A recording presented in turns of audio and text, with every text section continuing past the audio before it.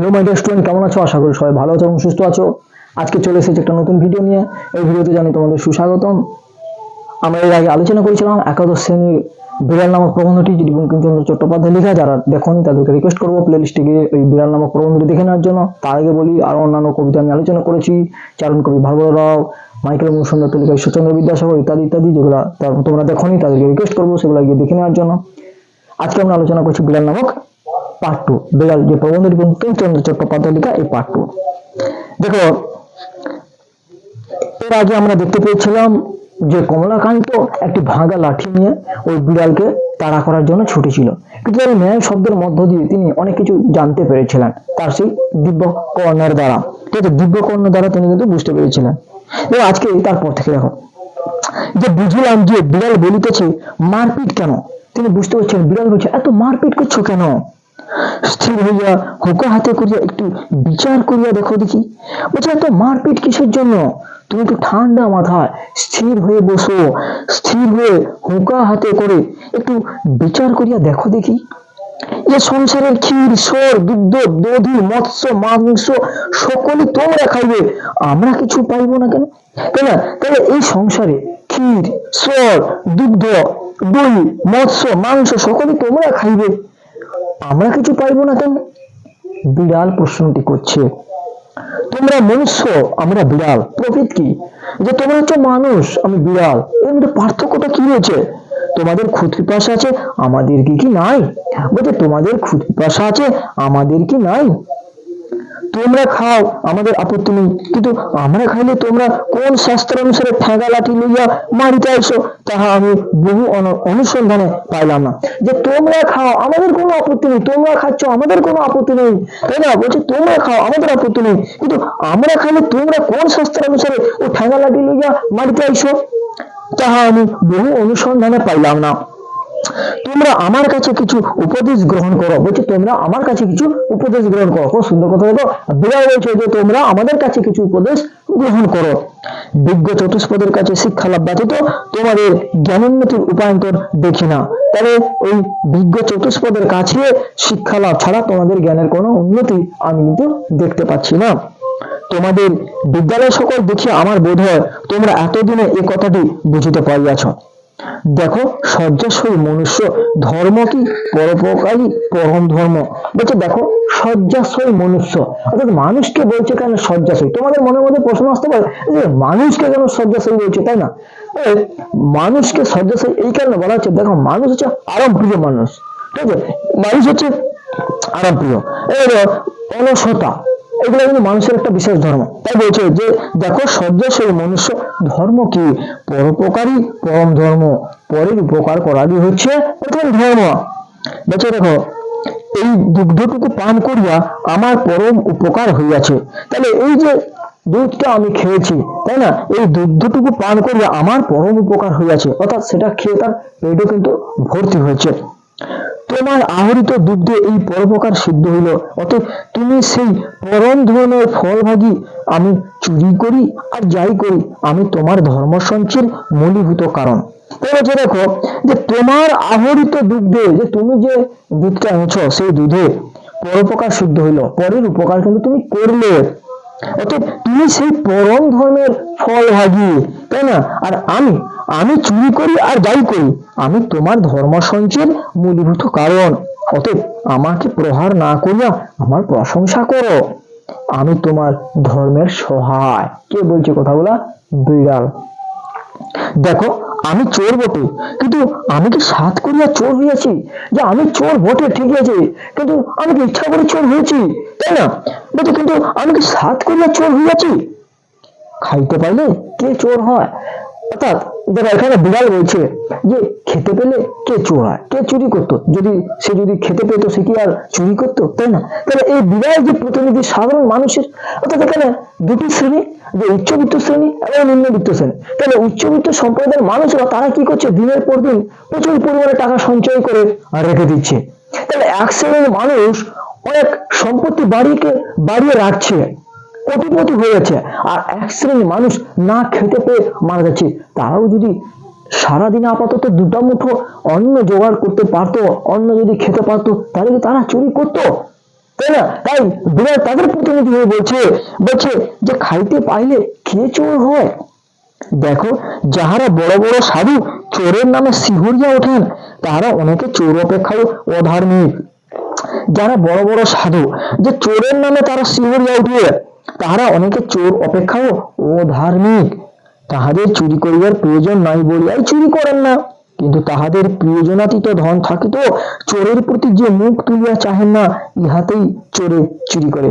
যে তাদের যারা বড় বড় মানে ধনী ব্যক্তি প্রচুর পরিমাণে টাকা রেখেছে।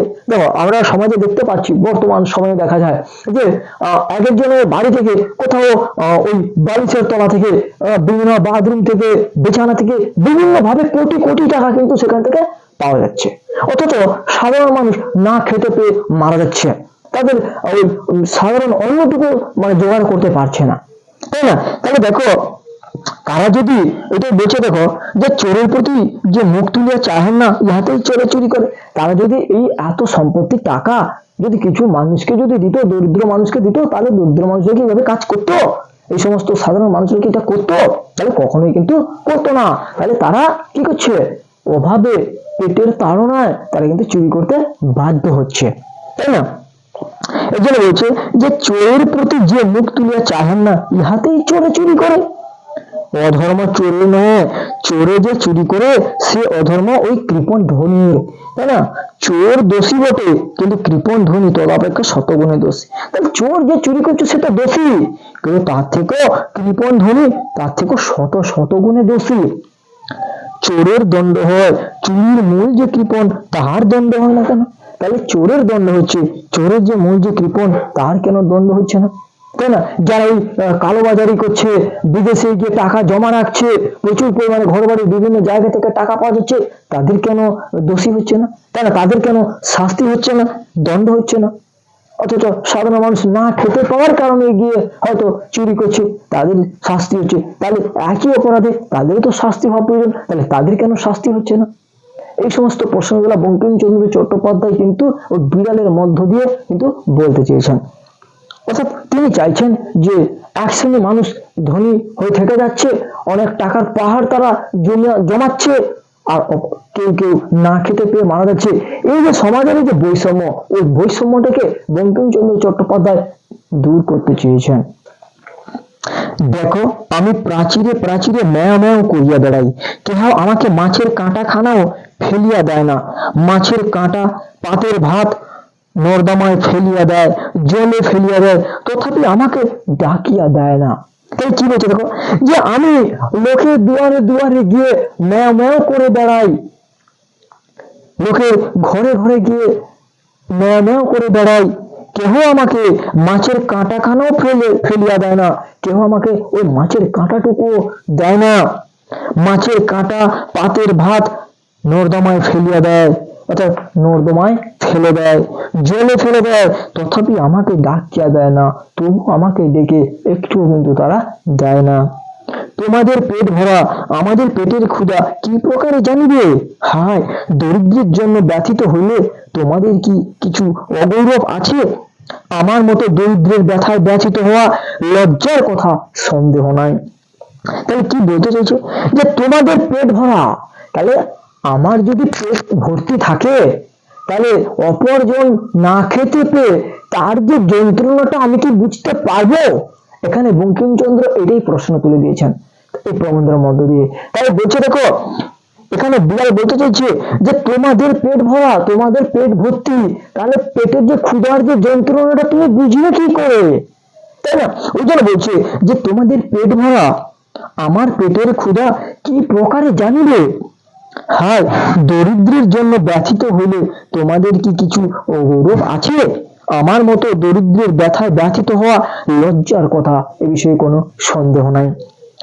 যে কখনো অন্ধকে মুষ্টি ভিক্ষা দেয় না, সে একটা বড় রাজা ফাপড়ে পড়িলে রাত্রে ঘুমায় না। সকলেই পরের ব্যথায় ব্যথিত হইতে রাজি, তবে ছোট লোকের দুঃখে কাতর ছি কে হইবে। কত সুন্দর একটা কথা দেখো, পুরো বাস্তব, একবারে সমাজের যে ঘটনাগুলো ঘটছে পুরো বাস্তব ঘটনাটাকে তিনি প্রবন্ধে কিন্তু তুলে ধরেছেন। তাই বলছেন দেখো, যে কখন অন্ধকে মুষ্টি ভিক্ষা দেয় না, সেও একটা বড় রাজা যদি ফাঁপড়ে পড়ে, অসুবিধায় পড়ে, তাহলে তার রাত্রি কিন্তু ঘুম হয় না, তাই না? আর সকলেই সে সময় পরের ব্যথায় কিন্তু ব্যথিত।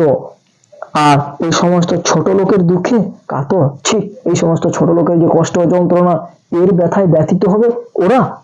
এটা একটা কি হচ্ছে, লজ্জার বিষয়। বলছে ঠিক কে হইবে, কে হবে এই সমস্ত সাধারণ মানুষের ব্যথার যন্ত্রণায় সমব্যথী? কে হবে? কেউ না। দেখো, যদি অমুক শিরোমণি কি অমুক ন্যায়ালঙ্কার আসিয়া তোমার দুধটুকু খাইয়া যাইতেন, তবে তুমি কি তাহাকে ঠেঙ্গা লইয়া মারিতে আসিতে?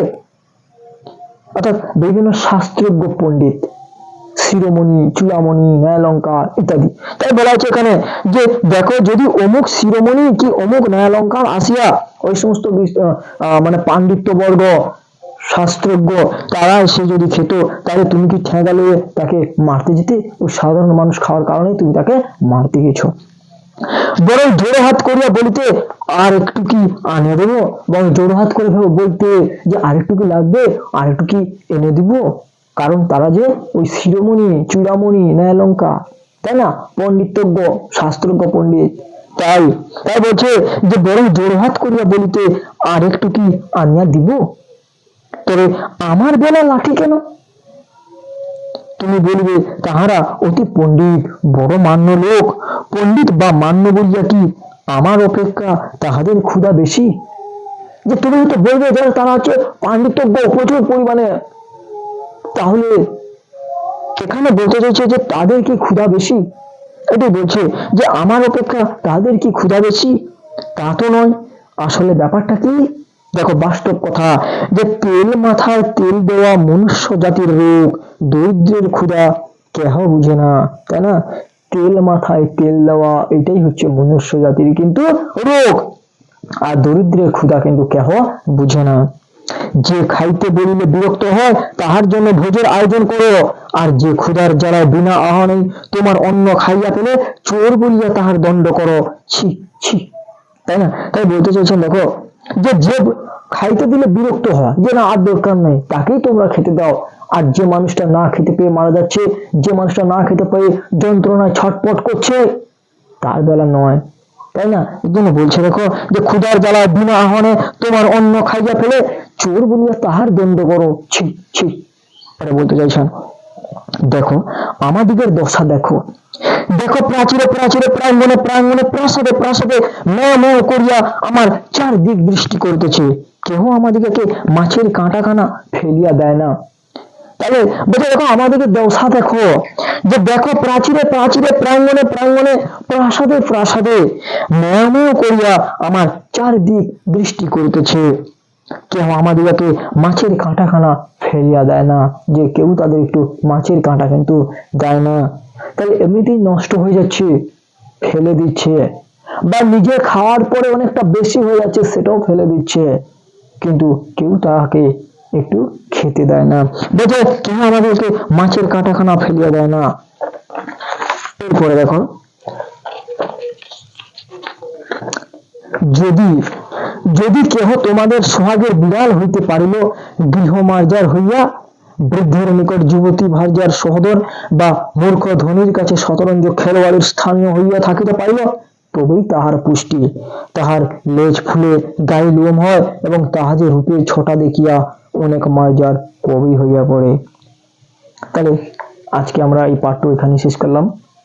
যারা পার্ট 1 দেখুন তাকে রিকোয়েস্ট করছি পার্ট 1টা দেখে নেওয়ার জন্য। আজকে এখানে পার্ট 2, পরবর্তীকালে আমরা আলোচনা করবো পার্ট 3। তো সেই পার্ট 3 ভিডিওটি দেখার জন্য চ্যানেলটিকে অতি অবশ্যই সাবস্ক্রাইব করে রাখো। আমি যখনই ভিডিও ছাড়বো তখনই তোমার ফোনে সঙ্গে সঙ্গে নোটিফিকেশন পেয়ে যাবে। এর আগে এই একাদশ শ্রেণী ফার্স্ট সেমিস্টারের যে সমস্ত পদ্যাংশগুলো রয়েছে আমি আলোচনা করেছি, সেগুলো তোমরা প্লেলিস্টে গিয়ে দেখে নিতে পারো। আজকে এই পর্যন্ত, দেখা হবে অন্য কোনো ভিডিওতে। ততক্ষণে সবাই ভালো থেকো এবং সুস্থ থাকো।